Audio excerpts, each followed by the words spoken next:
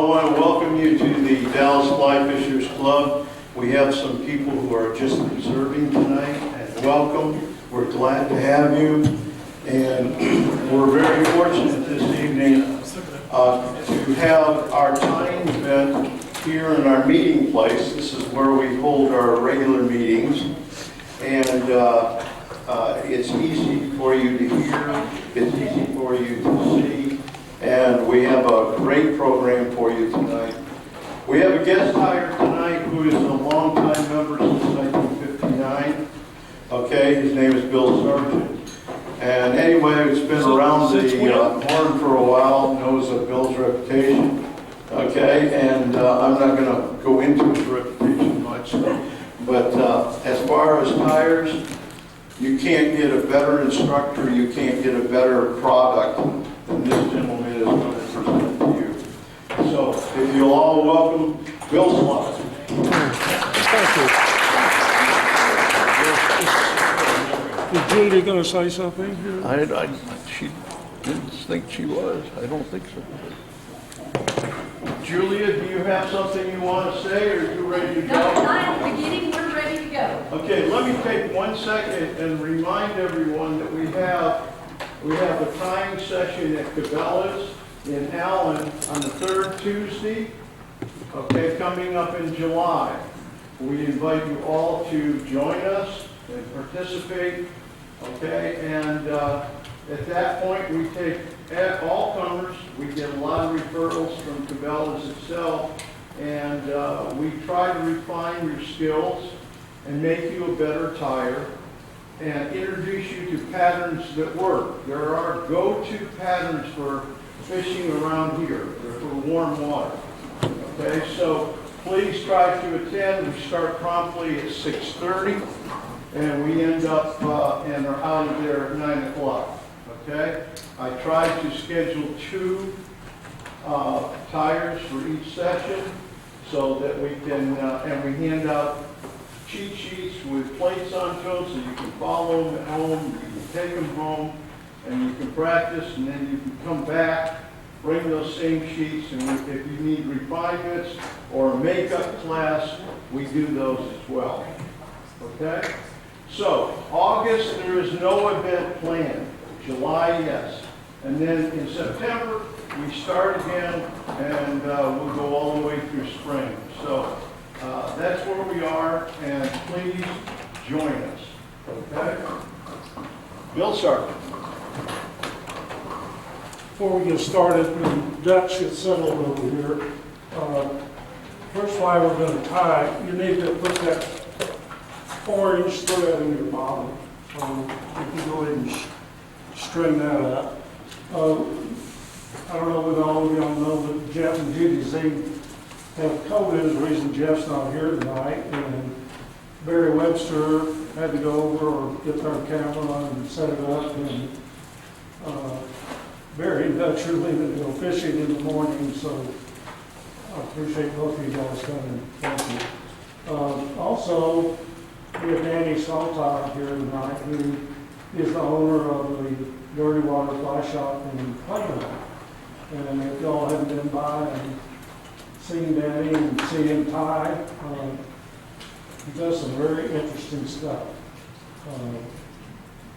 And who else here? Oh, Rick Hannes is here with us tonight. Hi, Rick.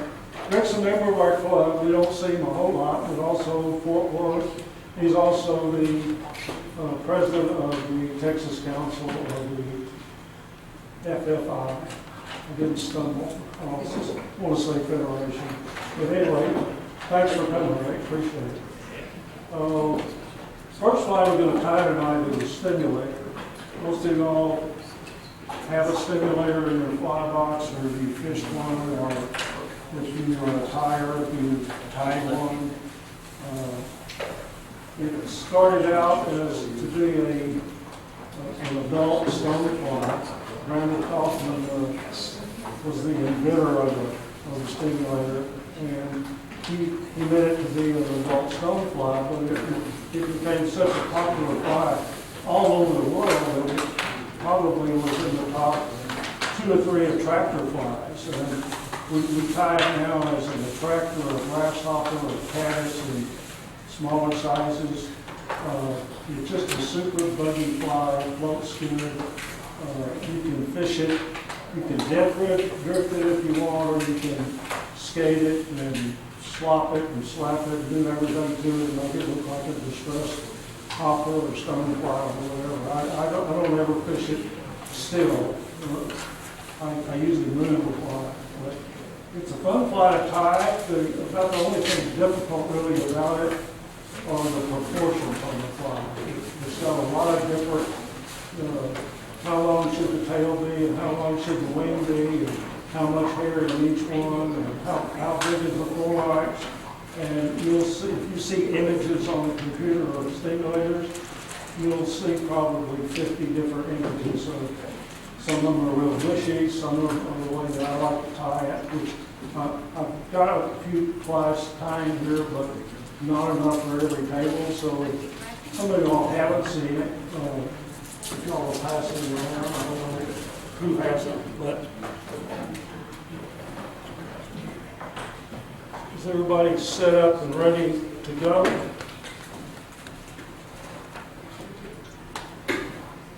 You ready, Dutch? Yes, sir. Okay.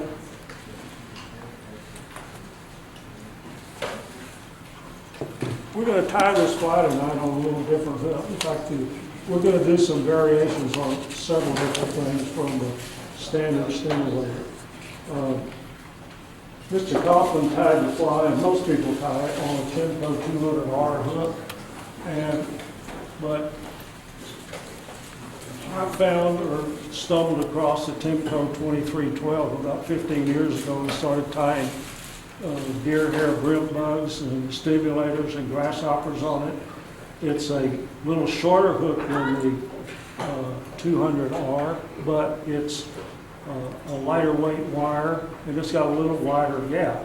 And when I was looking for a hook to do this we're doing the same hook for both flies tonight, so when I was looking around for a quantity of hooks, Timcos have gotten so expensive, I found that Lightning Strike makes a hook that is very similar to the 200R and the 2312.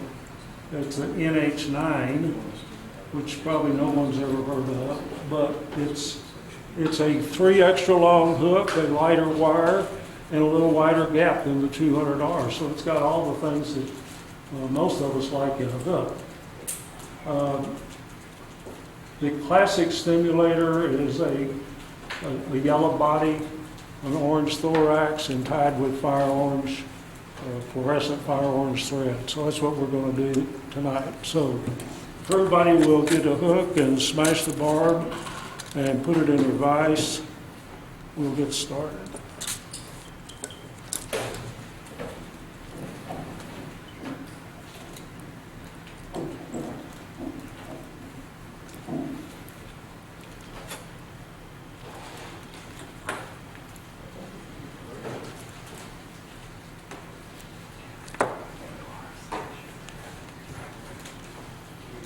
Am I still lined up?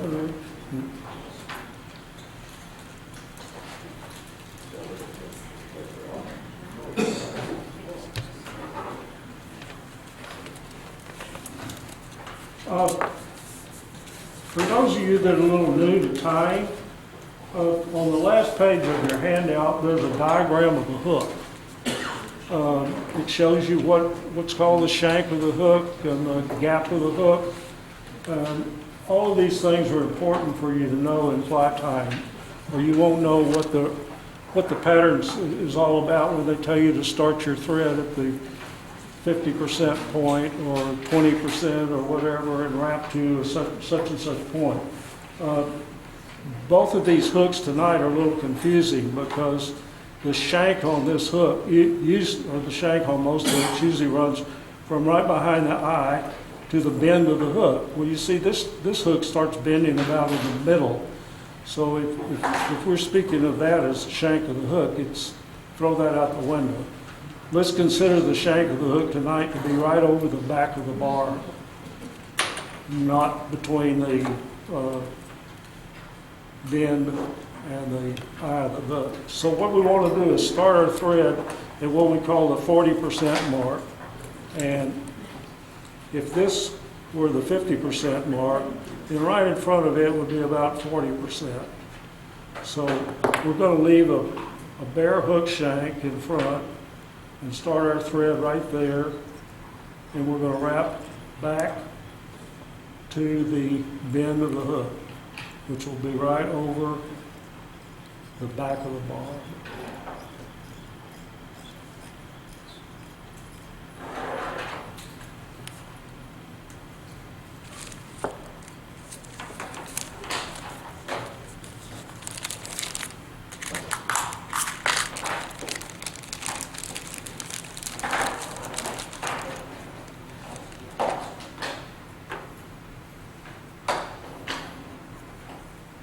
Everybody there?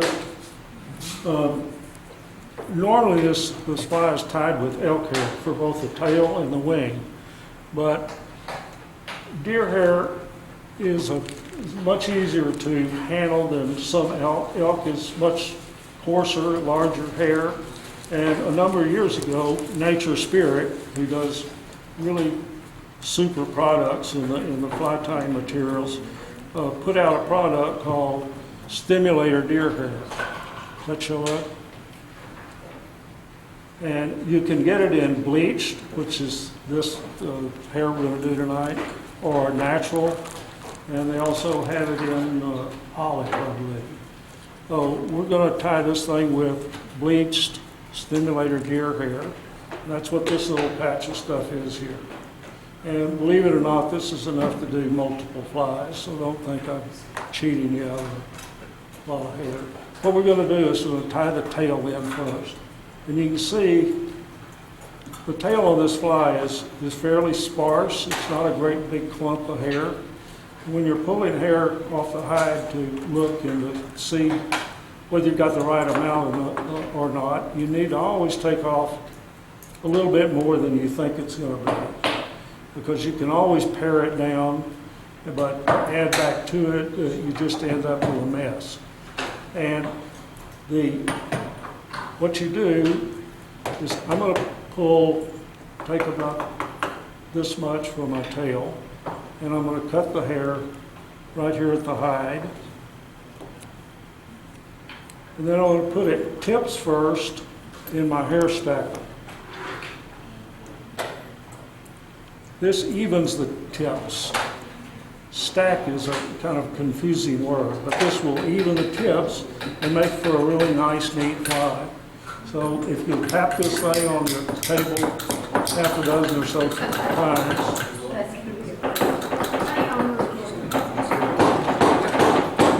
that's what we're doing. If you've never used a hair stacker, here's the kind of tricky part.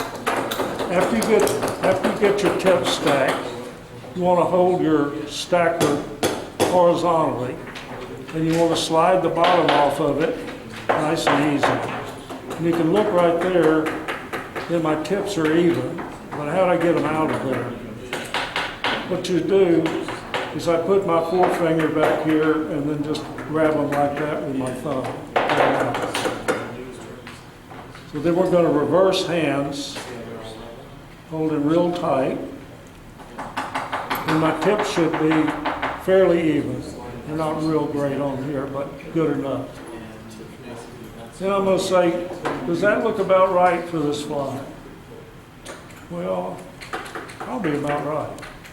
And the length of our tail is going to be the gap of our hook, the width of the gap. So that's too long. So I want to switch hands and come up here and grab it right where I think I have the right length.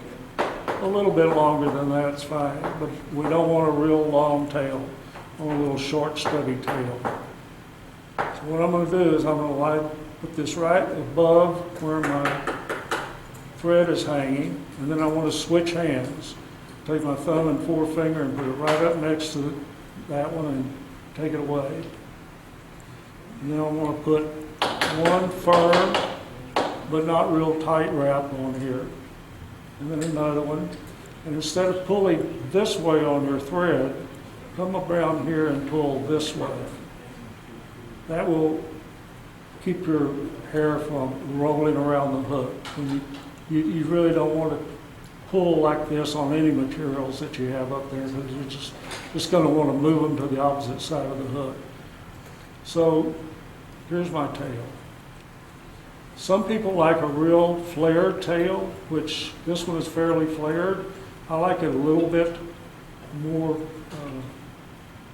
narrower, look more like a tail. And what you do is, if you want to control this a little bit, pull a couple of inches of thread off your bobbin, and then just put some, not loose, but kind of easy wraps back here. And it'll control your tail a little bit and go back to the starting point. So that's about what I want it to do.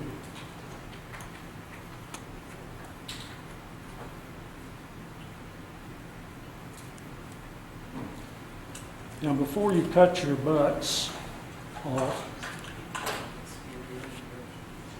what we're going to do is we're going to raise these up, get them off our hook shank, and then we're going to advance our thread. You can just spiral wrap it just short of where we started our tie-in point.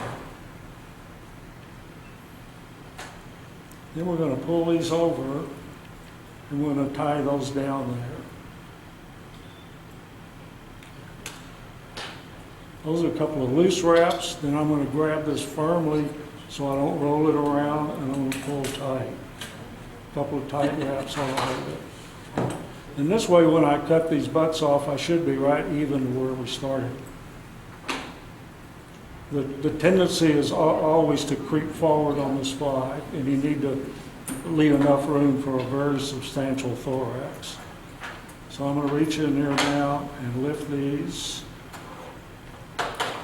You get them all at once if you can. Can you flip those off?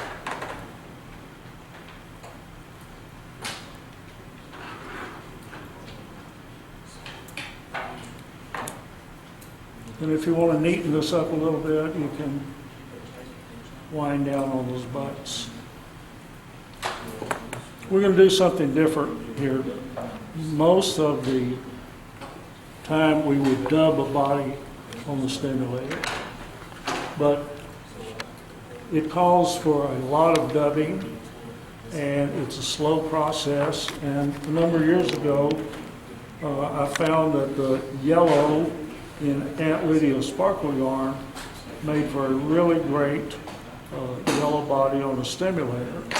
And if you're not familiar with Aunt Lydia's sparkle yarn, it's sold through fly shops, and also sometimes you can find it at the sewing store.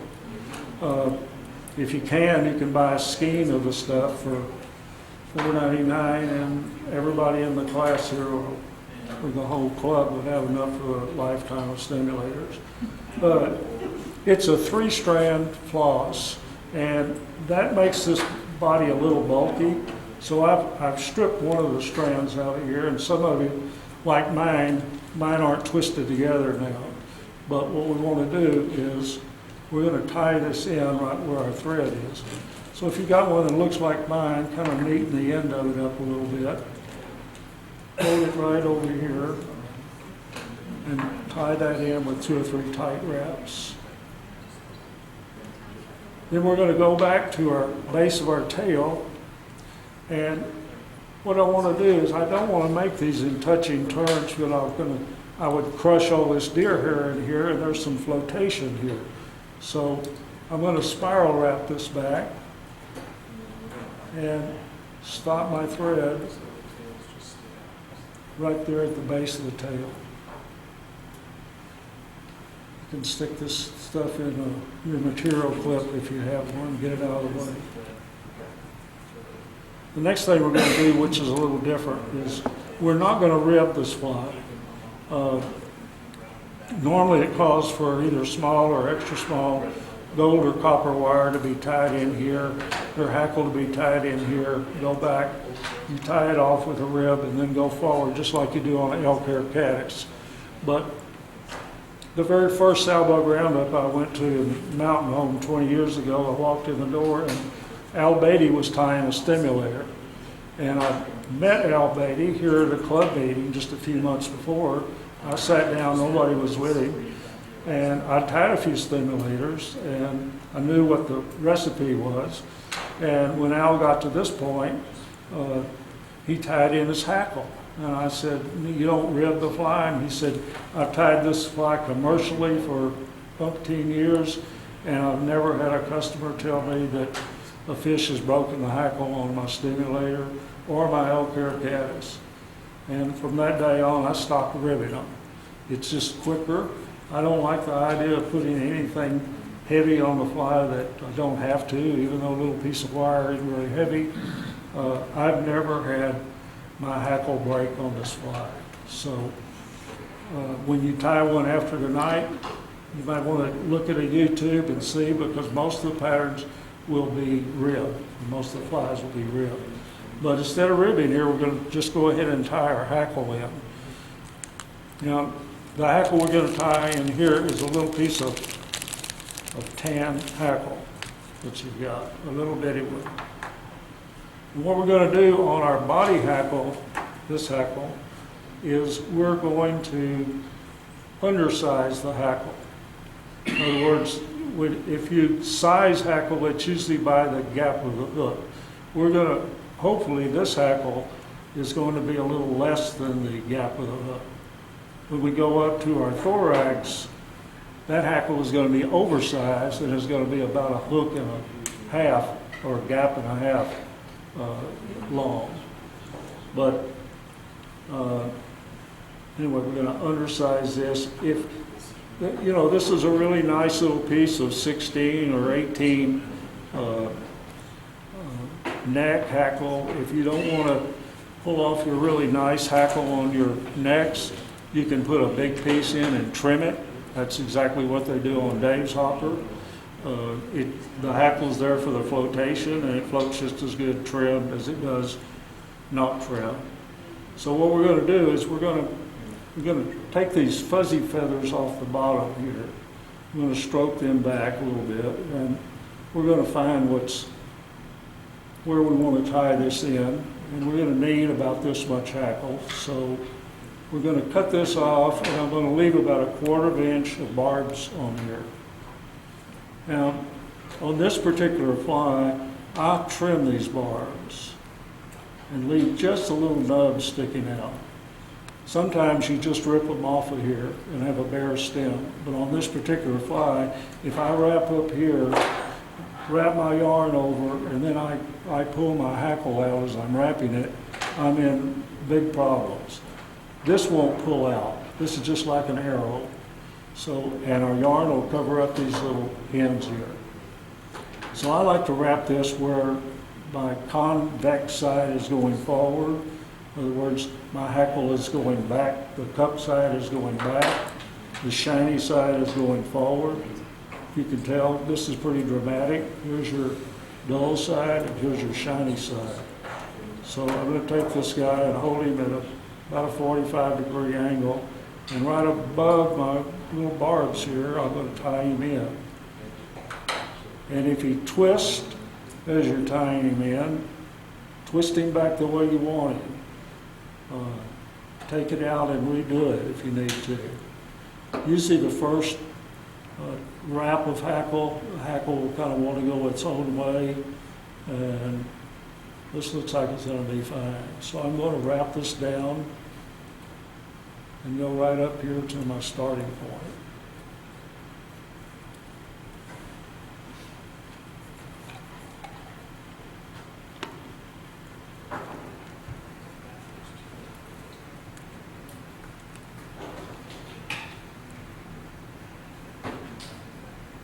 I'm going to wait a minute because we got plenty of time.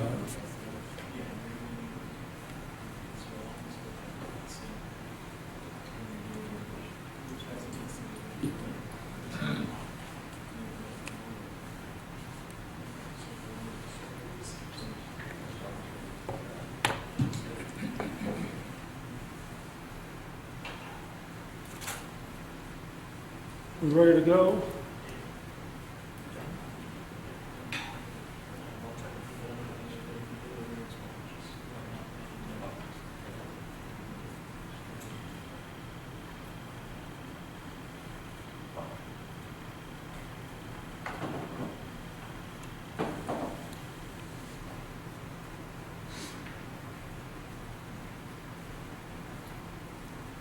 I'm gonna let this lady catch up back here. Excuse me.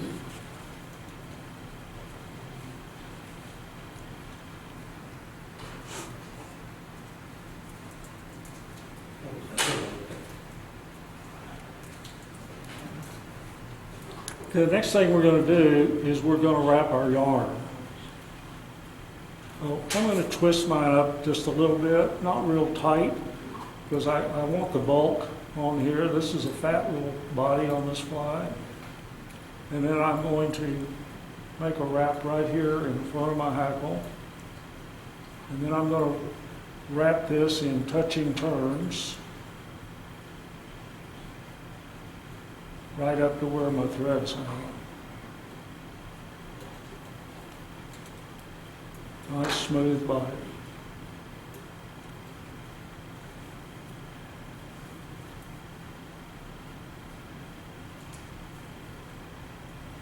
I'm going to tie this off.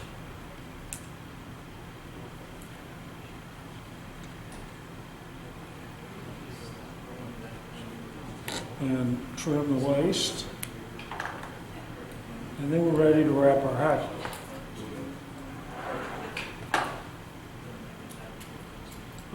Unfortunately, most of our hackle that you guys have is fairly short. You probably will want to use hackle pliers.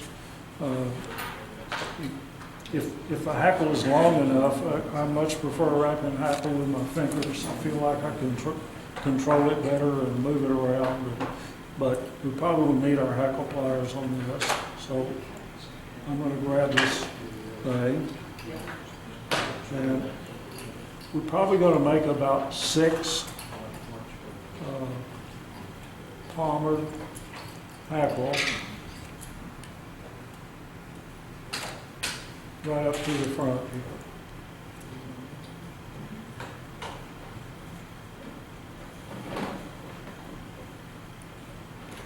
As you might have seen, that my hackle wanted to twist some, but I could put my finger on it and make it go where I wanted it to go, and it straightened up. And once you get about 2 wraps of hackle on any fly, then it starts behaving much better. Well, there's 4. I'm going to get about 5.5 wraps on here, which is fine.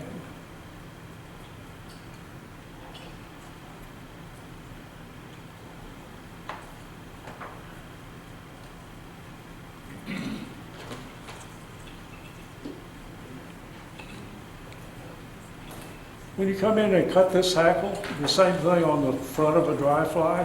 If I came in here and just cut this like this, close the blades of my scissors together, I'd cut this hackle back behind it. If you'll put this hackle just in the blades of your scissors, and then just pull the hackle against it, use these as a knife rather than scissors, then you won't be bothered with cutting this hackle. My hackle came out just about right as far as the length, just about the gap of the hook. And I think most everybody's about the same. What that is. Next thing we're going to use our little piece of deer hair again, and we're going to tie in our wing. The wing's probably going to be about 4 or 5 times as much hair as you did on the tail. So you want to come in here and pull off what you think's about the right amount of hair. I think I remember I mentioned it. Always pull off a little bit more than you think you're going to need, as then you can pare it down a little bit. That's still a little too much.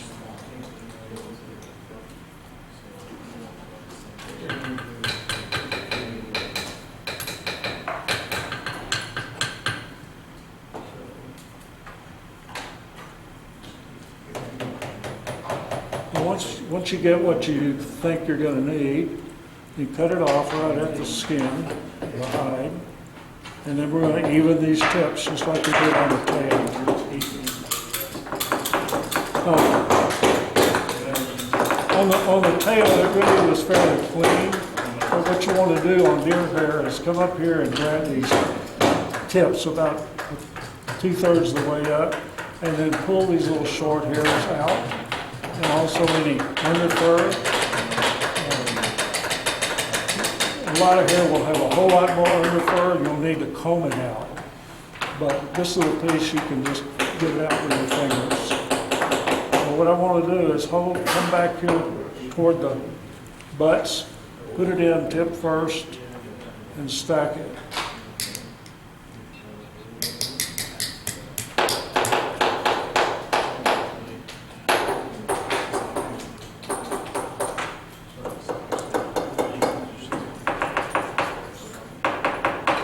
I'm going to look here and see. That looks about right to me for a size 8 fly. Here's a lot of discussion about how long the wing should be on a stimulator, and I think a lot of it has to do with personal preference. Some people will make the tips come to the back of the body, some of them will come to the middle of the tail, and some of them all the way to the end of the tail. I think that about the middle of the tail makes this fly look nice in proportion and not too long. So what we're going to do on this fly is, that's right for me. I'm in the middle of my tail. I'm going to switch hands. I'm going to hold right over where I'm going to tie this in. And I'm going to tie this in a little differently than I did the tail. I'm going to go around here and not around my hook, but just bundle the deer hair, lower it down, do not pull it tight, go around here again and pull a little bit, go around here a couple more times and then pull it tight. And you must hold this very tight right up on top. So I should be right there. What that keeps you from doing when you bundle the hair is ending up with a lot of hair around here and a lot of hair around here on the sides of the hook. Some people on both stimulators and caddisflies like hair down here where it actually touches the water and acts like little, I don't know, outriggers or legs or something, but I like to keep it right up on top of the hook. The worst thing that can happen on a hair wing fly is the hair pull out when you're fishing it. And if you don't have it really tight up here, this fly gets wet, the thread gets wet, and it loosens up, and they come apart. And believe me, I've experienced that a long time. What I do to make sure it doesn't come apart, or come out, is I come in here and lift about 1/3 of the hair up and take a wrap around it and pull tight. Take a little bit more and wrap around it. Take it all up and then wrap just like that. So I've got it tied in not only right here at the base of the wing, but at 2 other spots in the butts. And I don't believe it'll come out that way. So we want to cut these things off. So come up here and grab your wing and pull these things forward and separate the tips of your hair from the butts. And we do not want to just come in here and cut this off right here. If you do, it'll create a little shelf. You won't be able to find your hackle on here and make it go where you want it to go. So what we're going to do is come in here, lift these things up, and we're going to cut it at an angle, about the same angle that our wing is. And try not to cut your wing off at the same time you cut these, and you should be able to get these off maybe in one cut.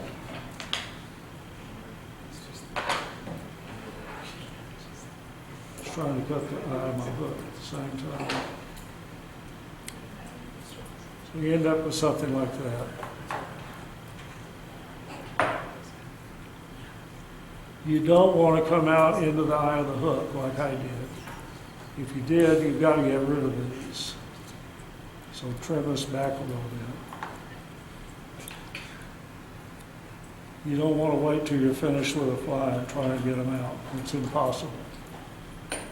If you got some little short butts like I have here that you want to get rid of, you can get rid of those now. Just straighten him up a bit.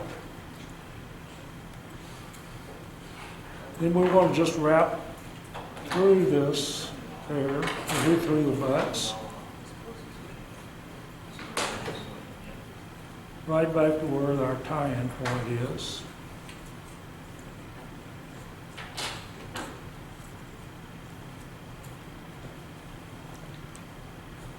Trim these off the best that you can, but they can still show a little bit because we're going to dub on top of it.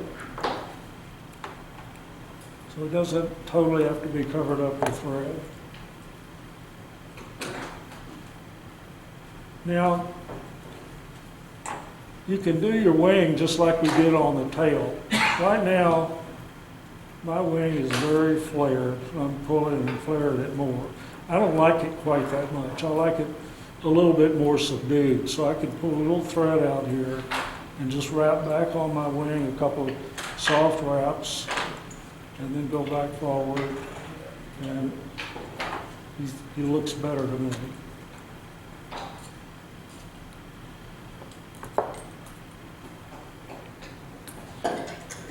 Now, right here at the base of the wing, we want to tie in our piece of grizzly hackle.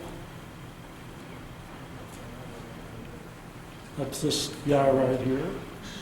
And he should be about a hook and a half gap long. Mine is not. Some of y'all's may not be. I'm sorry, I didn't have enough of that big a hackle. Remember also, when you're sizing hackle, if you're using a hackle gauge is based on you wrapping this hackle around the bare shank of a hook. So if it tells you that you want a piece of hackle for a number 8 hook, well, you sure don't want that big a hackle. So this is probably should be a 14 or a 12 here. So what you need to do is you need to actually size what you're going to tie your wrap your hackle through. The same on the abdomen of the fly. So a better way to check it is just to do it like that and see how long it's going to be. So I'm going to come up here, and this time I'm going to cut this off and leave about a 1/4 of an inch, and I'm just going to strip these barbs off. And once again, I want to tie it in with the shiny side forward. So my cut hackle will be going toward the rear. Then I'm going to just lay it up here alongside. I'm going to leave a little bare stem, and I'm going to tie this in, and then tie the butt down of the hackle stem, and return right back here to the base of the wing.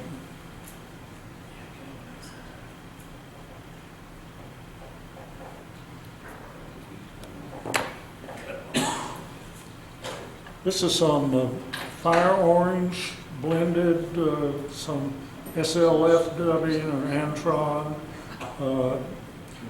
You can use dry fly hackle on here, but excuse me, I'm not sure I've ever found dry fly hackle in this really bright orange color. It's usually a little bit more subdued, but we want a really nice bright dubbing for the thorax of the fly. So what I'm going to do is just take a little dubbing out of here, pull it apart some, and lay it on the back side of my thread. And then I moisten my fingers, and I wrap this clockwise around my thread.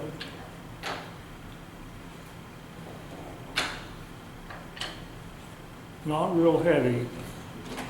We're going to make a nice fat thorax, but we don't want to do it all in one wrap.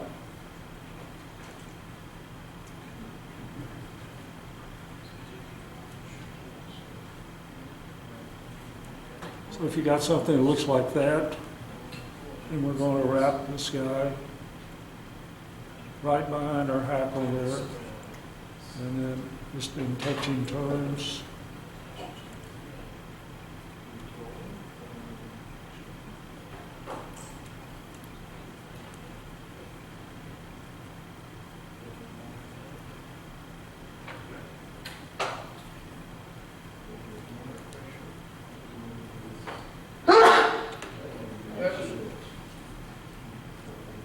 We got this really pretty bright orange thread, so be sure to leave yourself plenty of room behind your hackle, your hook to make a nice head and show this thread off. I'd like to maybe make this just a little bit larger. I think that'll work.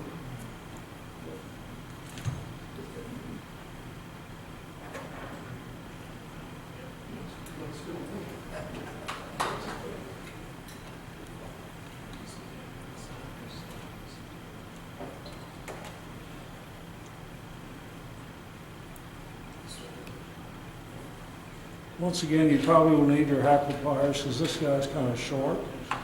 But we're going to only take about 3 to 4 turns of hackle till we get up here to the eye of the hook. My first turn, I'm going to go all the way around here, right in the same spot. And then I'm going to start hammering it toward the eye of the hook.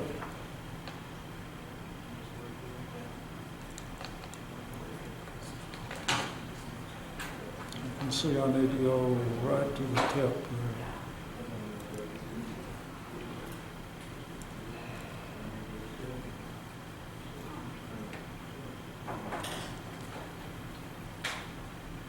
So I got about 4 wraps. I come behind my hackle and just drop this over the eye a couple of times.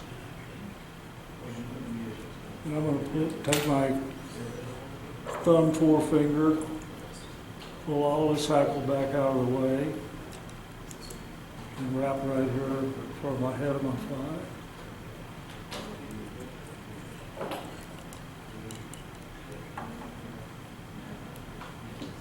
Some people break hackle off. I never had luck breaking materials. They either pull the fly apart or breaks in the wrong spot or something. So you come in here and you can nip this off. Then we're ready to whip finish.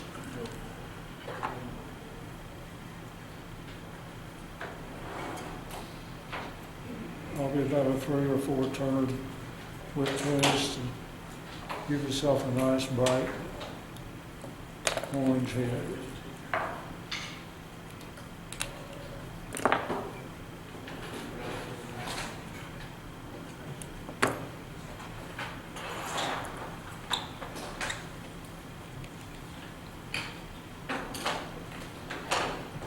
I like to come in from the sides to put my head cement on rather than on the top here, so I don't maybe don't get it in the eye of the hook.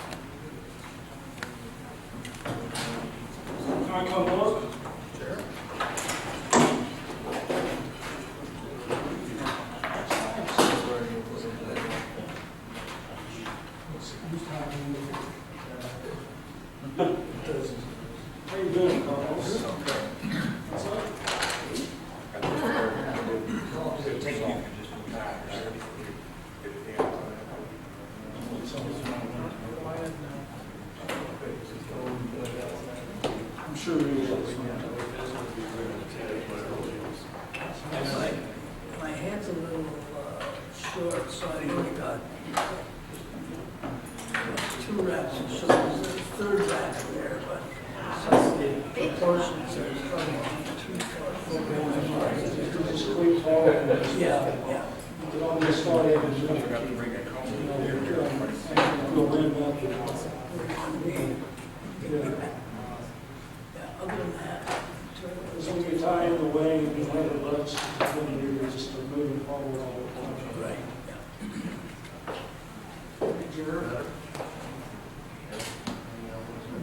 Mine, bug is battered. Is that a tail or a wing? Is that a tail or a wing? Yeah. That's all right. It doesn't look too bad, but someone in the road is going to look at it. So, yeah. We just didn't have a perfect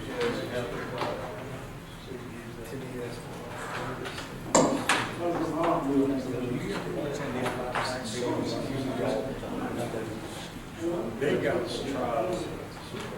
There's a guy named You tied one before? Martin that had been here for Texas.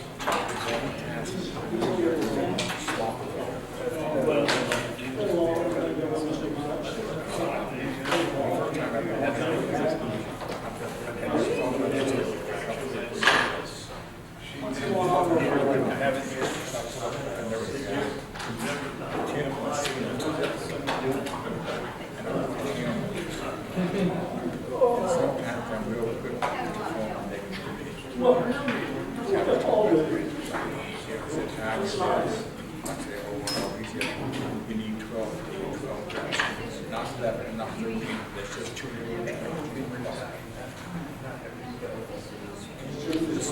No, but I think I figured it. That's got 13 wraps. I broke the hackle And he may be a good fly guy. and I had to, I broke this hackle twice. Just start moving something out. I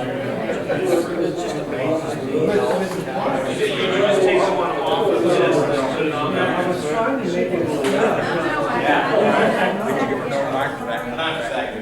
When you started, so let's see your fly. Wing comes over. I'm tired of this. Give me the All right,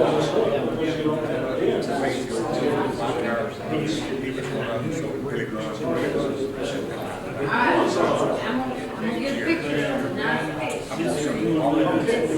This will fly.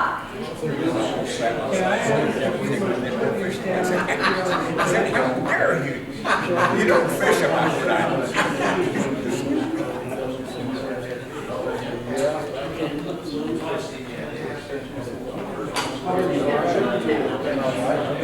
Jim broke the hackle constantly, and I would have to rewind it. No, the hackle is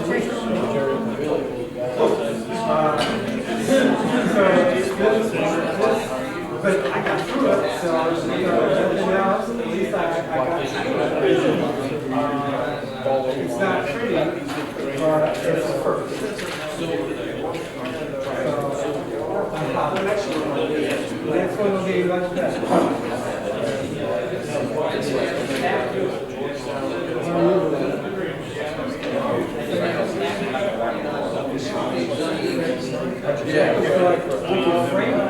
Yeah, I remember you were here.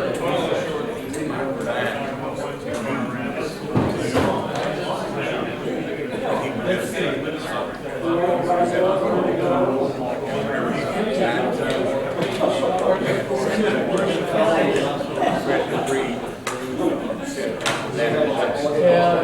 You know, you may not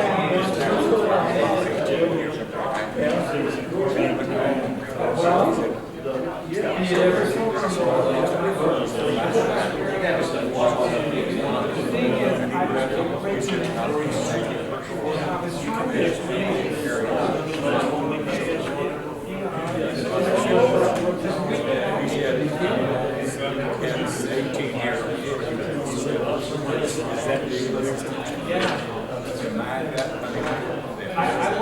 for the second break, and we started just doing it with my finger.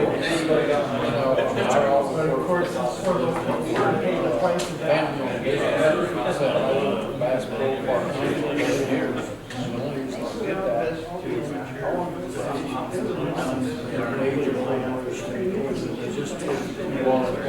You know, all the bass in my pocket,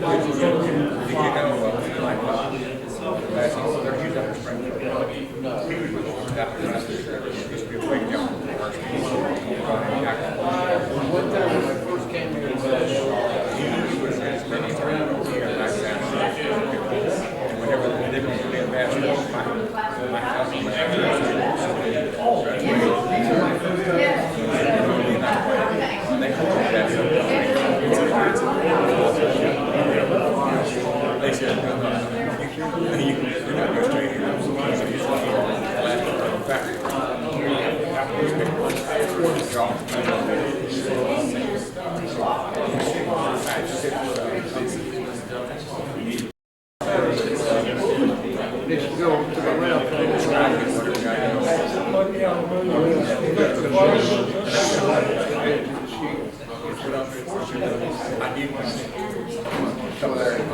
I can see that. You think it's something other than the black.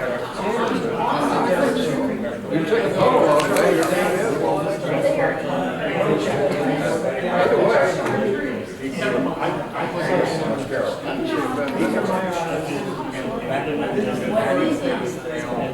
What do you think?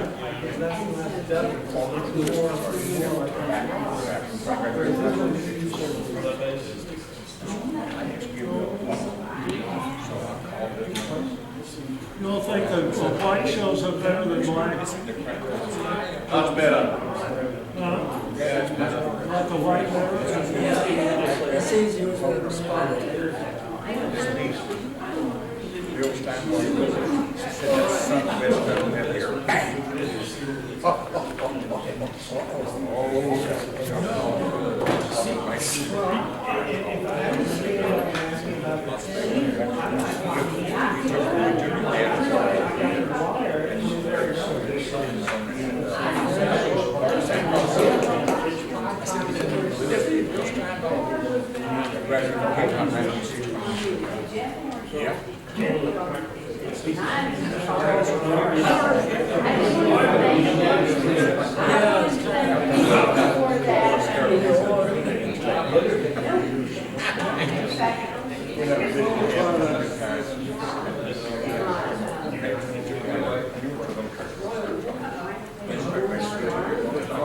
Kind of a little bit of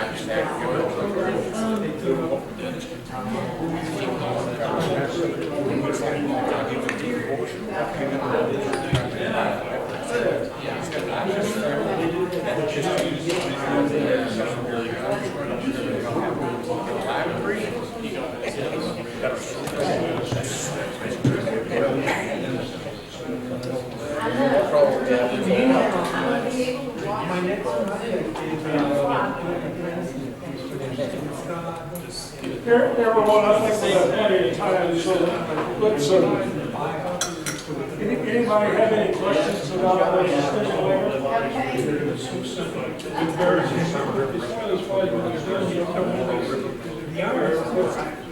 Never fished over it.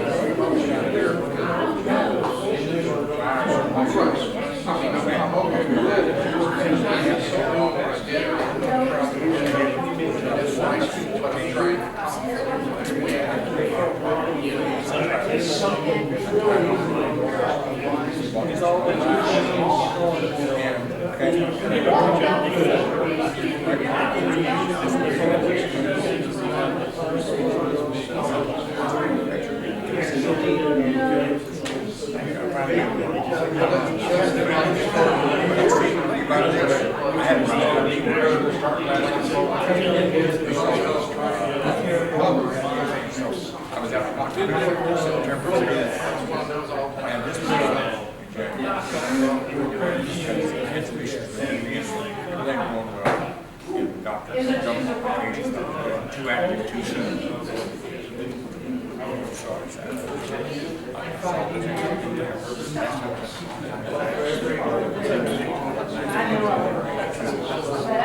Everything else was That's not personal, that's the house. I did both of them. You're fine, it was from the solar farm. And I was talking about another check, I was seeing another copy.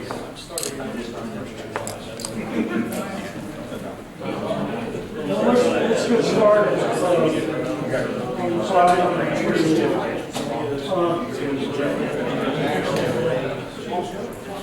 Let me have your attention a second.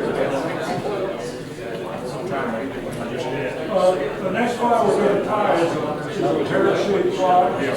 Guys, what's up? We're ready.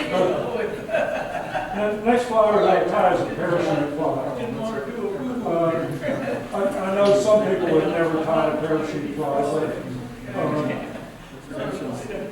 are there a number of y'all that maybe don't feel real comfortable tying a parachute or for whatever reason? But it's not a difficult fly to tie. But let me ask you a question. Does anybody know why we want to tie a parachute fly? In other words, why would we want to wrap our hackle horizontally on the fly rather than vertically like we Sits on the water just better. did? What's that? It sits on the water better. Lower. Yeah, that's the reason. Some people think it's so you can see it better. That's a byproduct of the hackle being up off of the water. It lets the fly sit low in the water. So you've got almost an emerger style fly rather than a high floating dry fly. And I can tell you that if you're going to fish just the hopper pattern and not a hopper drop or something, this has been the most effective grasshopper pattern that I've ever fished. I haven't tied a lot of the exotic guys that are out there, but I like this fly. You know, the foam fly sits up awfully high to do an actual grasshopper, but this is a really good fly. If you're not real familiar with parachutes, we use, well, let me say first, the thing that we call a parachute, or this post that sticks up in the air, actually is the wing of the fly. What the post is the 1/4 inch of area at the very bottom of the wing that we wrap our thread around to stabilize it so we can wrap our hackle around.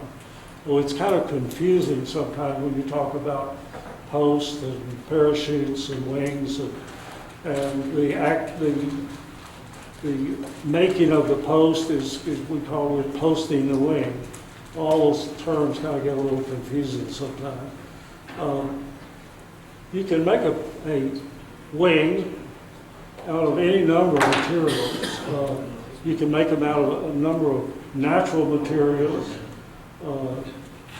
You can use elk hair or deer hair. You can tie it in by the tips, or you can tie it in by the butts. Use it as your wing. You can use, one of the favorite things for some people is white calf body hair. Only problem with body here. It's only about a 1/2 inch long to start with. It's very slick, it's hard to handle. It's difficult to tie in and to tie the butts down good without it slipping out. But once you get used to handling it, it makes a really good wing. Another thing is a lot of people use a turkey feather, or better known as a turkey flap. And I just brought one here in case, if you read any of A.K. Best or John Gary, well, they think that's the only way to do a parachute is with a turkey flap, a teeth-based feather. If you wonder what that looks like, it's just it's the feather right at the base of the turkey tail. And it looks like that. And it's just almost flat across the top. You don't want it if it's curved. And what you do is you can do it two different ways. You can come in here and use this portion of it and make a post, but this takes up more bulk on your hook, or you can peel off a couple of slips from either side, put them together, and do your post like that, or do your wing like that. This makes good stuff. The problem with using any of the natural materials is you have to tie them in on top of the hook. Then you have to bring them upright, and you have to wrap over the butts or waste material down here. And especially if you have a small fly, you've got some stuff to cover up down here that's a little difficult to keep your fly from getting a little bulky. The thing that most people use for the wings on parachutes is a yarn. Some people can use a foam, just like a 2mm foam, cut a little square post. You can buy a round one from Rainey's if you don't know how to cut a square post. Or probably the most popular thing to use is polypropylene yarn. Buy it on a card somewhere. You all have all seen those things probably. And the beauty of those is, let me show you here quickly.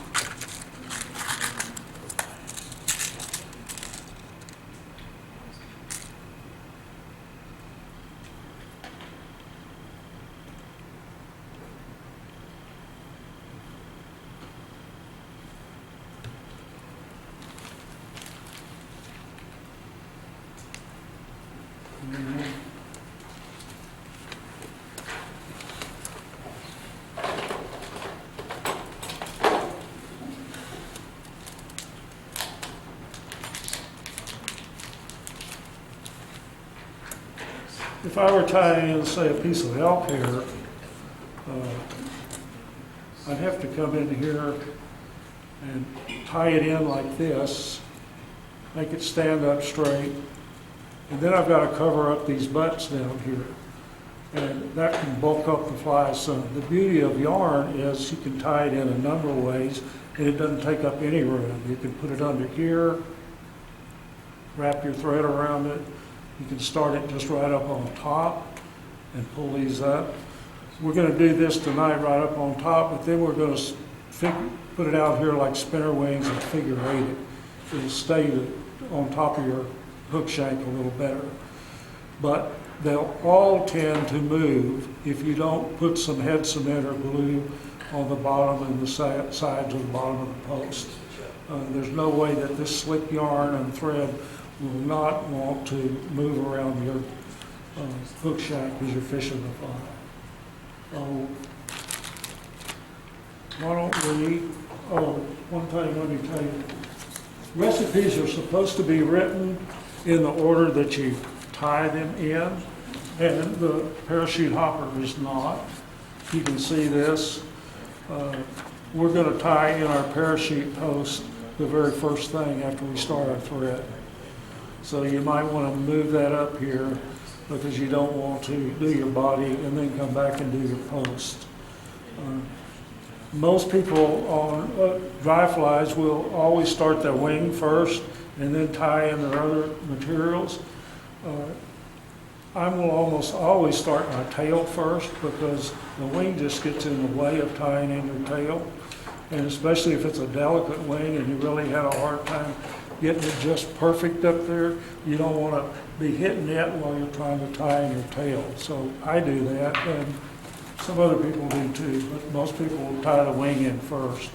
Anyway, let's start our thread. And let me ask you something. Rather than using black or olive, do you see this better? Is it better for me to tie with this? Hello? Sure. Yes? Okay. I see it well. You know, black on black up here does just disappear. Where you tie your wing in on a parachute fly is a little closer to the eye of the hook than where you would normally tie it in on a dry fly. Where on a dry fly you normally tie it in back here at about the 25% mark. You're going to go a little bit closer to the eye on parachutes. This one, we're going to probably start our thread at the 25% mark because we're going to put a substantial head on this grasshopper. If I were tying a parachute Adams, I would have just a tiny bit of dubbing maybe up here and then finish my fly. But this, we're going to put a lot of dubbing in this area right here. So let's start our thread about in that area where we've got quite a bit of hook shank still exposed.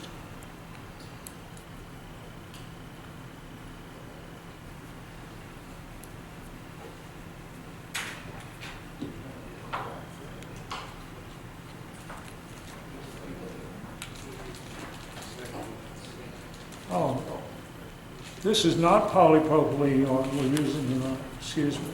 This is a product called McFly-On. And I don't have a package here to show you, but it's a little coarser than polypropylene. It doesn't fray out as badly. It stays together a little easier to handle. One of the things I don't like it is that they put these little things in here, I guess where you're supposed to tie it in, and they're not always where I want to tie it in. So, you know, I have to come along here and either comb these out or brush it or throw that away, and that seems kind of like a waste. But what we want to do here is, I'm going to take this piece of yarn, I'm just going to lay it right up here on top of my hook shank, and take 2 or 3 wraps around it. Then I'm going to turn it, and I'm going to figure 8 it. I'm going to come around here. I'm going to get it where it's going out both sides of my hook, like you would tie in spinner wings if you've ever done that.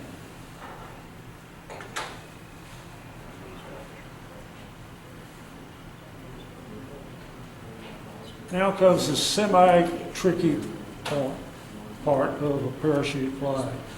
We've got to get these standing up in the air. And how can I wrap this thread around here without, you know, wrapping it around my hand? What I need to do first is I need to get my thread over here, and I'm going to hold these up, and I'm going to take a soft wrap around here. Not hard, still not hard. I'm going to grab these, and then I'm going to pull it tight.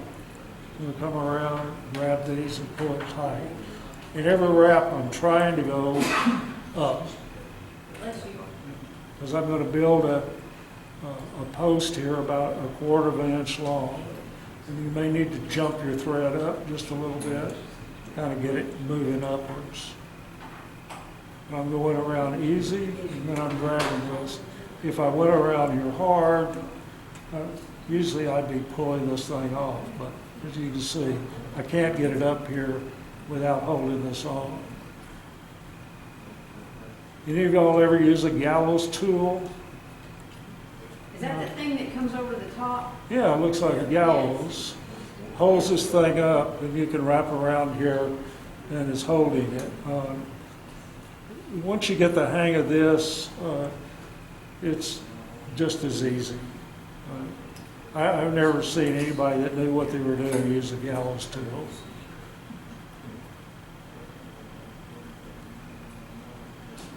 Remember also on this, we're going to fill these spaces up on either side of this wing with a lot of dubbing.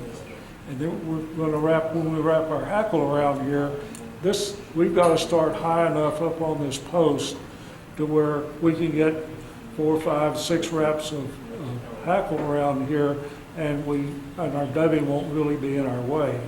So, play like right now, the dubbing's almost going to fill up to where I am. So I need to get on up, probably another 1/8 of an inch or so to make this guy work right.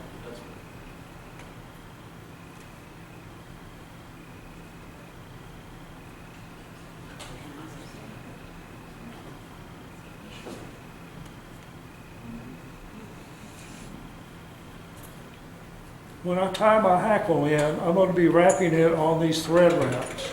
So when you come back down here, you need to make right touching turn thread wraps, just like you'd want to make a smooth underbody on a fly. Or because if I were going to rib this thread body with wire, if I don't have a smooth underbody there, my wire or my hackle is going to want to fall into these little valleys, and it's not going to go where you want it to. So you want to keep this post nice and smooth.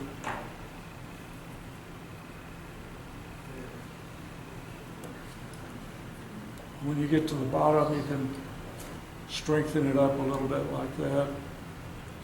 And you can see this thing will still move up here. And regardless of I put the dubbing in here and everything else, when you start fishing this fly, it's going to move if you don't glue it to the hook shaft. So you can put super glue on it. You can put head cement. Another thing that some of y'all I'm sure have seen, that Tim Flagler has a video on a parachute, and he puts a drop of resin on here without wrapping his thread, and it stiffens up the bottom of this yarn without you ever having to wrap on here. Then you can wrap on that stiff yarn just like we did here without having to hold it or anything.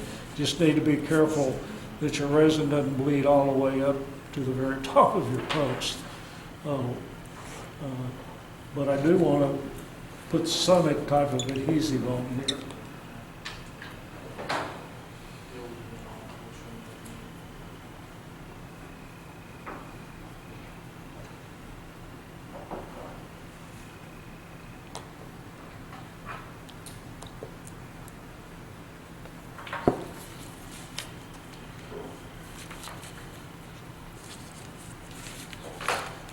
Next thing we're going to tie in, we've got a little piece of brown floss, and that's going to be our ribbing. And rather than wrap all the way back to the back and then tie this in, we can tie it in just right here. You should have a little piece of brown floss like this in your bag. And floss tends to fray all on the ends like this, so if you wet it a little bit, it'll kind of get it together, make it a little easier to tie in.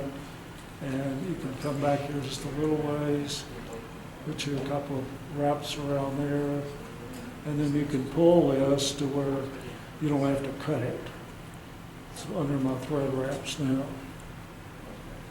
So I'm going to take this all the way back here, just like we did on the Stimulator, to where I'm hanging over the back of my barb.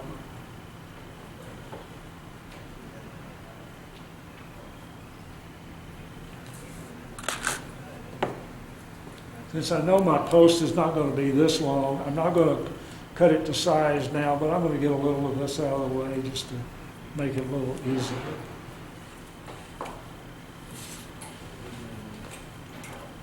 Next thing we're going to do is dub our body. And this particular recipe, we've got tan dubbing, You can tie this fly in any color you think maybe a grasshopper might be, tan, cream, olive cream. You can do it in yellow, but I don't see a whole lot of yellow grasshoppers. There are some, but everybody ties, a grasshopper in yellow, but there's not very many of them. Where I fish, they're not. Most of them are tan or kind of a creamy olive color. This is going to be, I'm sorry, let's do something different. Let's take our thread and go back up here, just spiral it up here to the bottom of the post. Let's put our dubbing on in 2 different layers. Let's put our dubbing on here and wrap it back to the back of the bin and then bring it back again. There's so much dubbing that goes on here, I think it's easier to do it in 2 layers and don't try and put a whole lot of it on at one time.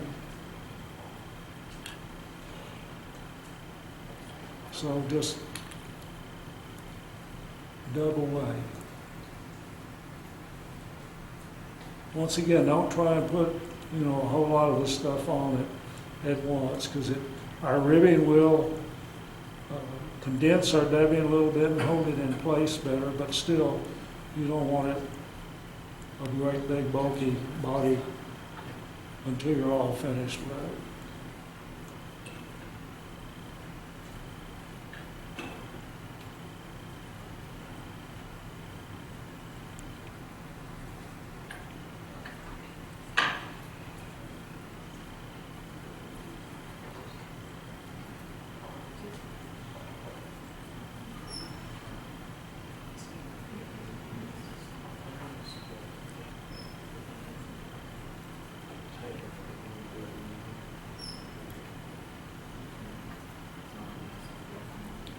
You get all the way back here to where our yarn is hanging. And when we go back up to the front, we're going to try and put a little bit of taper on here. In other words, I'm going to still make it a little bigger back here, but by the time I get up to my wing, I'm going to have a fatter fly. It's going to be tapered bigger toward the front, slightly, but not a huge amount.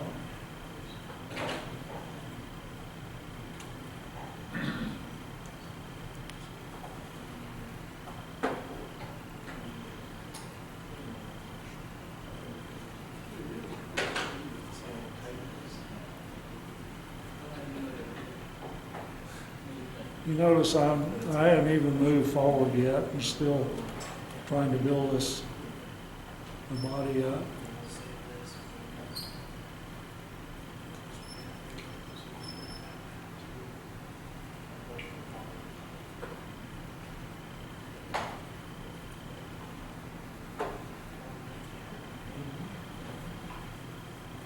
Cody asked me who did a good video of the Stimulator, and I think there's a pretty good one done by In the Riffle, which most of y'all have watched if you ever watch those. The same guy, whatever he looks like. I've never seen his face. I've just seen a beard, but he also does a nice job on this fly. And he takes just as long to dub it as we're taking tonight.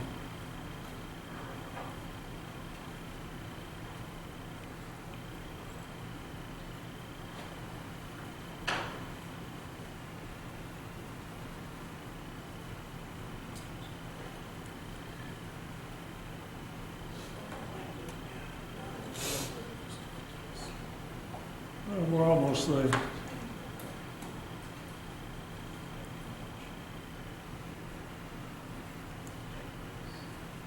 One thing that some people will do, if you watch a video, is they'll stop this dubbing short of the wing post. And then they'll tie their wing in here. Well, that causes your wing to kick up at about a 45-degree angle. So there's no reason that I know of, even though you're going to dub over the top of the wing, to go ahead and put your dubbing all the way to the wing, to the post of the wing. Doesn't have to be quite as heavy up here. but definitely fill that space up.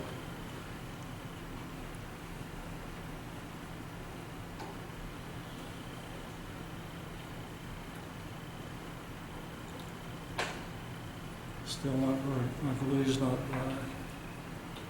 Are you still behind the wing case, like to the hook, to the bend side of the wing? I'm You saying, go in front. what's what? Well, I'm saying wing twice on this fly, I'm sorry. This is a wing, then I'm gonna tie a wing on here, which is part of the animal. But you have not moved to the eye of the hook side of the No. wing yet, have you? No, Okay. I'm gonna do that after I tie a wing and legs on back here. Okay. Thank you. Sure.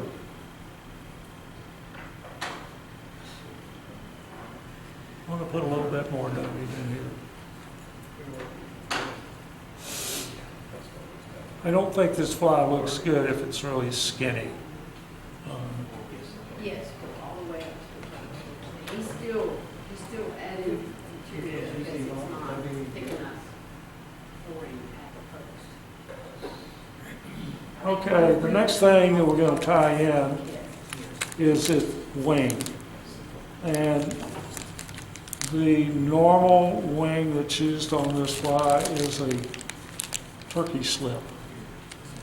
Bill, you tie in the wing Huh? before you do the ribbing?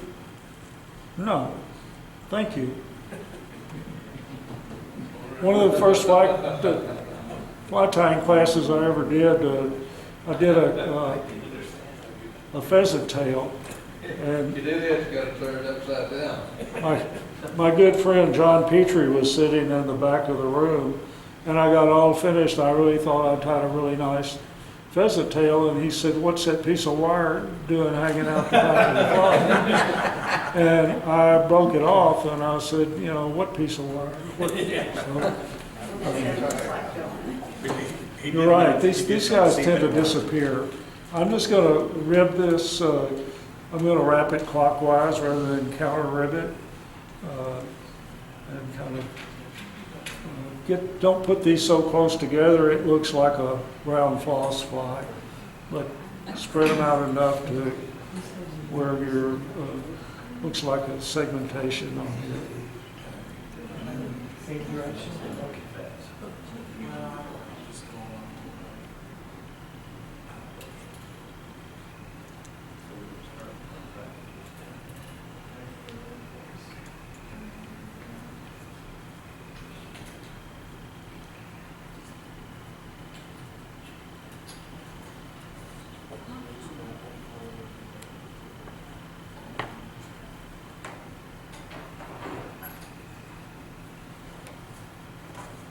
Okay.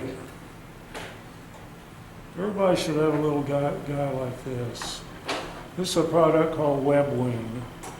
It comes in sheets about 3 by 5, and it won't tear up. If you tie in, if you take a slip off a turkey quill like this, I think you could put JB Weld on it and it'll still tear up, or they do for me. It's just a fragile material. They will break, and I just have gone to synthetic wings. I think they look as good almost, and they don't tear up. I mean, you can actually catch fish and they don't tear up. This stuff, it just shreds. So. But this is the conventional way. This is what you'll find on every recipe almost. But I'm sure there are a lot of people using synthetic material for wings. When you cut this off of your sheet of wing material, it should be, you want your wing to be about the width of the gap of the hook. This is pretty close, maybe a little big, but pretty close. What you want to do is we want to fold this right in half. Make a little tent out of it. And be sure you get it right in half, because when you look at the back of this fly, if it's not in half, it will look goofy. Fold it long ways? Huh? fold it, yes, long ways. And you can make a little, you can fold it tightly there. You don't have to, it's gonna wanna come back out on its own. And then on one end, doesn't matter which end, we want to kind of make this thing look like a wing. And we want to cut it at about a 45-degree angle, and you can round it a little bit. And here now we've got something that looks kind of like a grasshopper wing. You'll notice on the picture, on your tying instructions, that whoever tied that fly has the wing hanging way out the back of the fly. I'm not really sure why, but in actual grasshopper land, the wing lies right flat on top of the abdomen on a real grasshopper, and it does not go out past the back of the abdomen any more than a hair. 32nd of an inch, maybe, if none. We're going to let this go out to the very back of the hook, just because it makes the fly look in proportion better. But if it's hanging way out here in the back, for one thing, I think it's going to, catch something, get kicked up, or maybe even shred and break like turkey. But it's not supposed to be that long. So measure this to where this longest tip here is back here at the very back of your hook, maybe a hair longer. Then come up here and catch it, and then cut this. You definitely want to cut this before you tie it in. It's very, very hard to manipulate around here and try and cut this thing on. But then you just lay this little tent right up here on top. And look. Did I get it too long or too short? Then we want to just tie it in.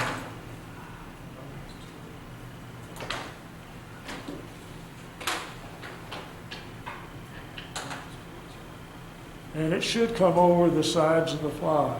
I got mine too much toward me.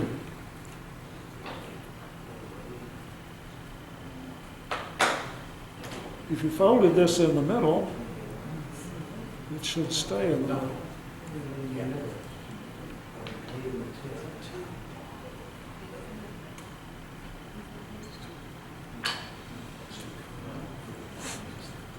I don't know if you can see that or not, but I'm happy with that.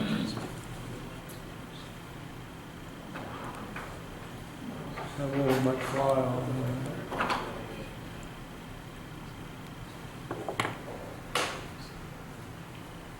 Be sure you've got 3 or 4 really tight wraps on here. Next thing we're going to do is tie in some legs. And I don't know if anybody here has ever used knotted pheasant tail legs. I'm sure everybody has tied in lots of flies with rubber legs on them. But this is pheasant tail, just a long cock pheasant tail. You pull some fibers off the side, and then you put that little knot in there. And I'm going to call this the thigh or femur, and this is the tibia. They're rather hard to knot. This is short. You can buy these already knotted. Let me tell you, I knotted this one. What you do? Huh? Oh. Thank you.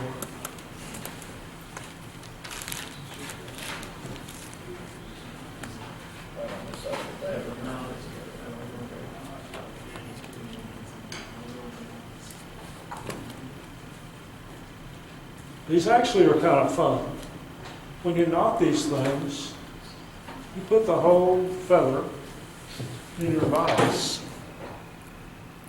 and then you use the little Rainey's makes a little knot tying tool, or a little. It's not a leg puller, but it's a little gauge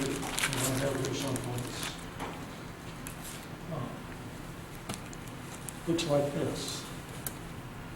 There's even a video out to do this. When you buy them like this, I've never bought one that the thigh portion was long enough. I don't know why, but whoever's tying these knots probably has no idea what it's supposed to be. But they make this section way too long and this section too short, especially on this size fly. If you knot them yourself, you know, I think this is okay to once it gets on the fly, but it's hard to tie on the fly. This just doesn't give you enough material down here to tie on the fly.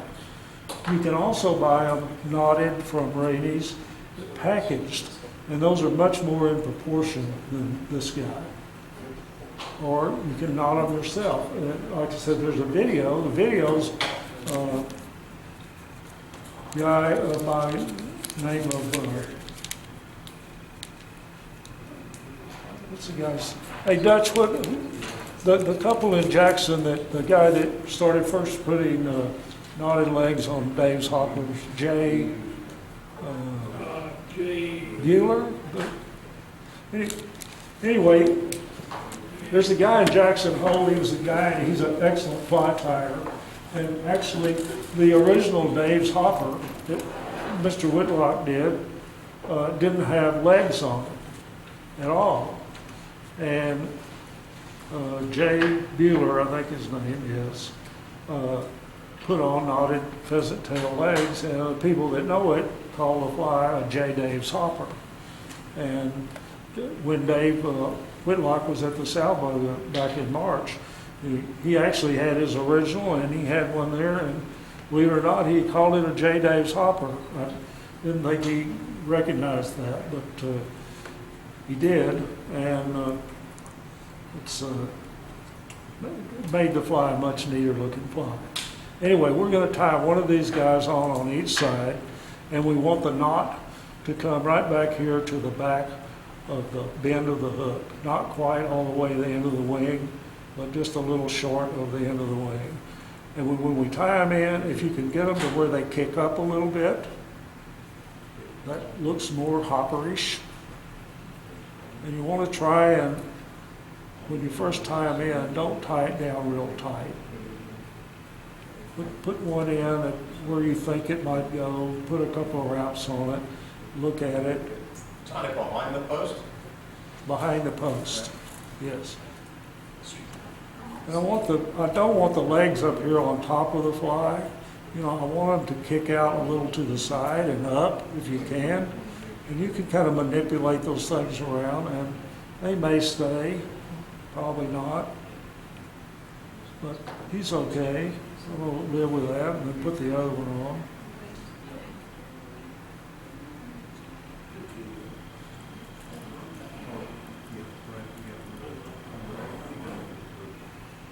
If you get them on a little too long, you know, you can pull back here and shorten it, or pull it out a little bit.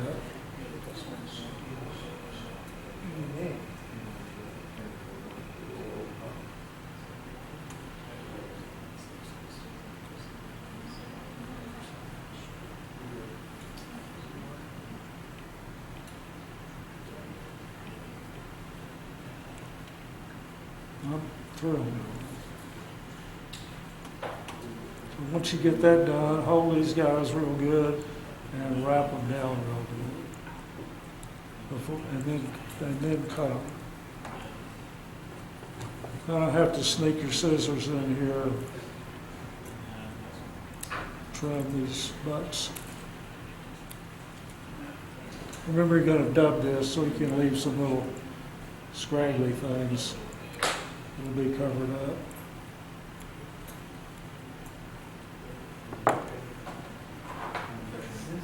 I'm going to go ahead and wrap over those.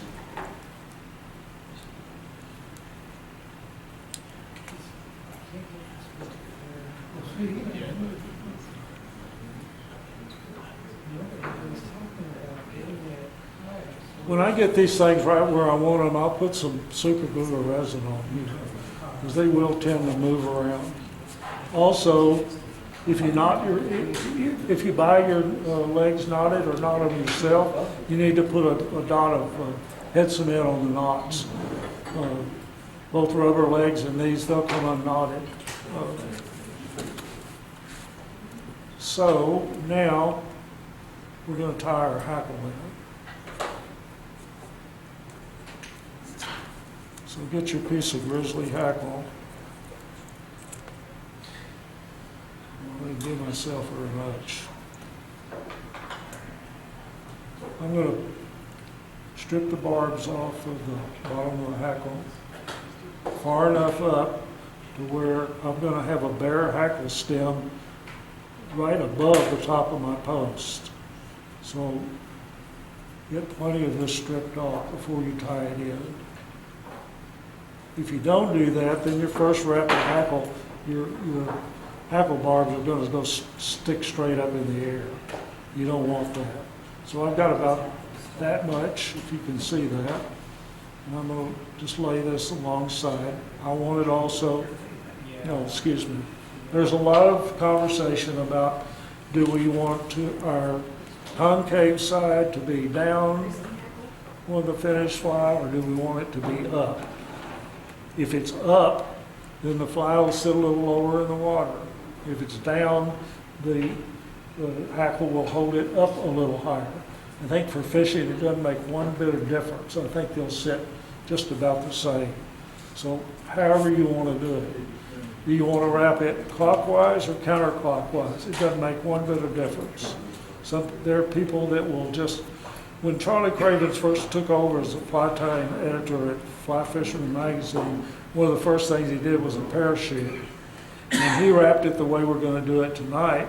And I mean, he got such letters back. People wanted him fired because he didn't know how to wrap parachute hackle. But the old timers always had the concave side going up. I'm not sure why, but anyway, if you wrap it with a concave side, going up, then it doesn't get in your way when you wrap your hackle. It's easier. So what you do is take this hackle and be sure that the dull side is facing the post. That way, when you pull this thing down here like a 90-degree angle, your dull side will be up. And so your hackle will be up here in pointing up.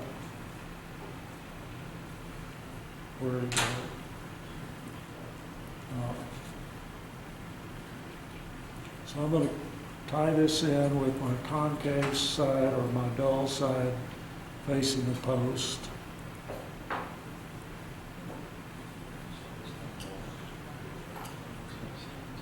Then I'm going to wrap it up right to the top of the post.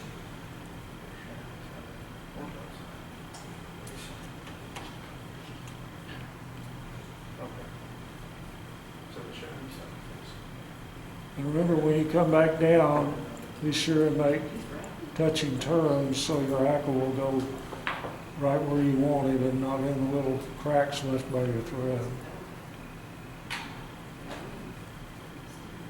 This looks pretty terrible tied in fire orange.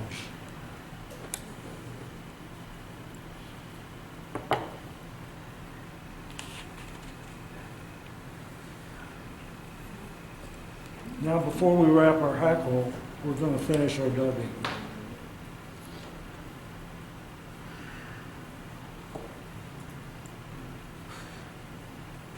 So if you've got black or olive thread here, you don't have quite the job that I have, but you need to cover up your thread wraps that are holding your wing and legs. It shouldn't take a whole lot of hackle. You don't want to, you've got it thick enough already. Say we're going to dub before we put the hackle. I am.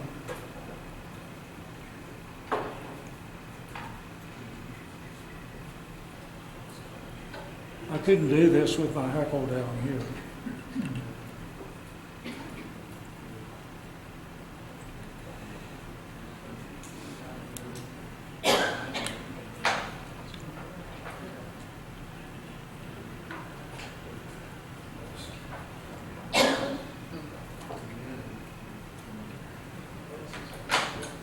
when you get up here at the, right next to the bottom of the wing, be sure you crisscross over here a couple of times so you won't have your thread wrap showing underneath here.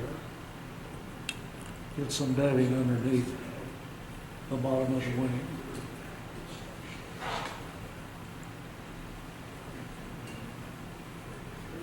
And you know, the head's about the biggest part of the grasshopper. They got big old huge heads compared to the rest of their body.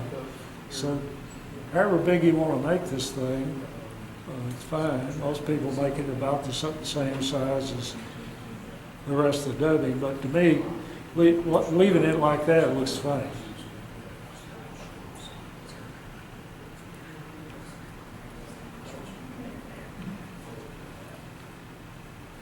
A little pinch of your fuzzy stuff.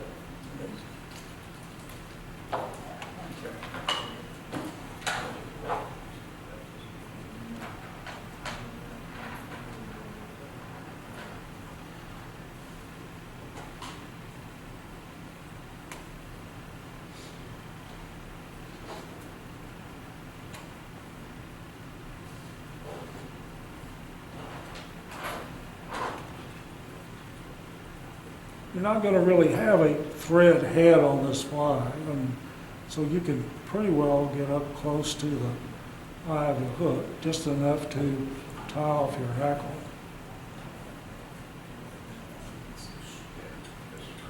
I think I'm about done.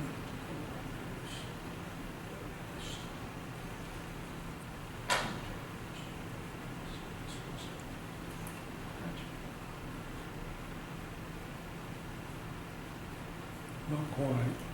I want to leave my thread hanging right behind the eye of the hook.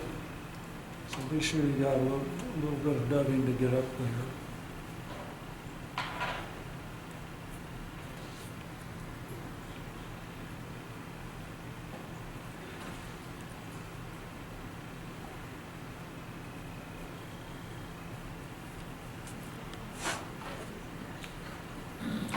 Now we're going to wrap this guy.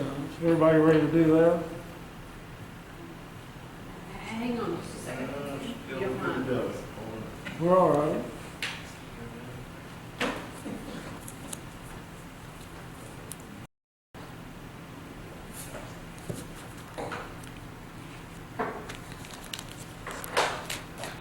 So I covered up my background.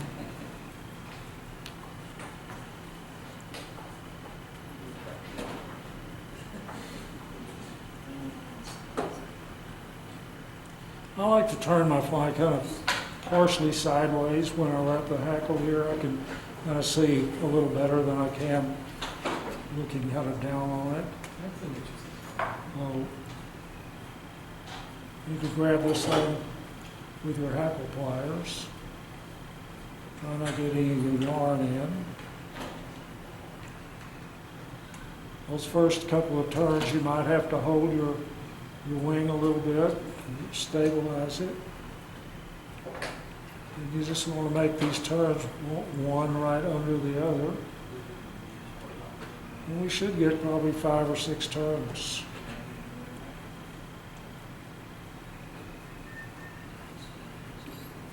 Normally on a parachute fly, you would want your hackle barbs to come just about back to the bend of your hook.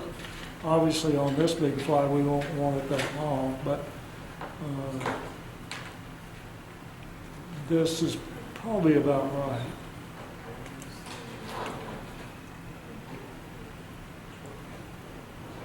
You just gotta keep this thing underneath here. You won't be going over the last wrap. I think that's all I'm going to do.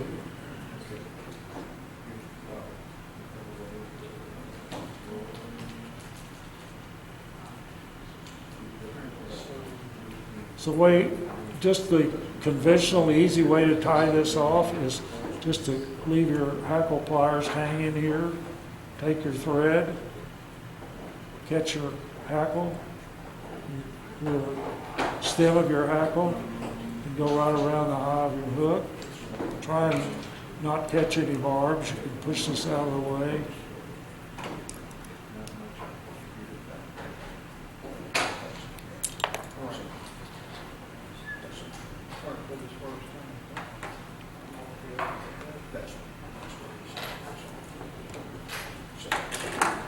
If you've caught a few barbs here, well, you can trim those out.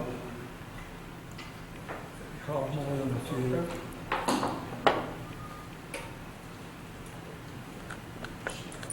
And then whip finish it and you're done.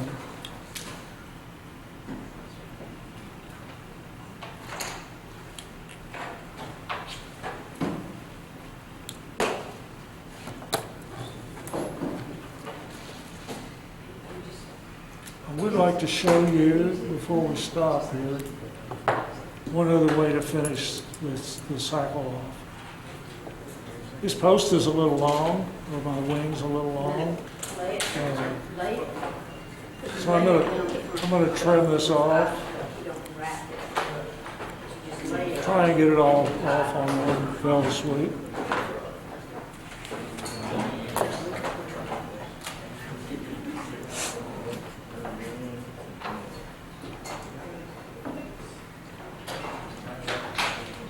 Those of you that are finished, here's another way to tie off your hook.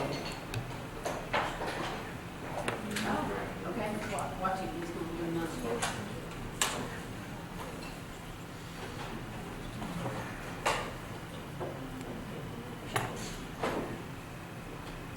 I'm gonna wrap this guy. Everything's just the same up to this point.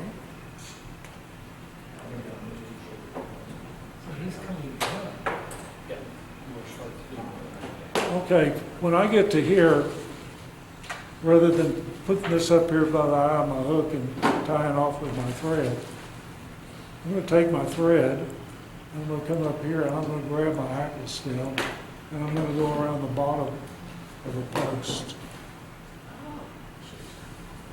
And it's caught. Now, I can do this if I want to finish it off, or I can continue doing that with a hook finisher.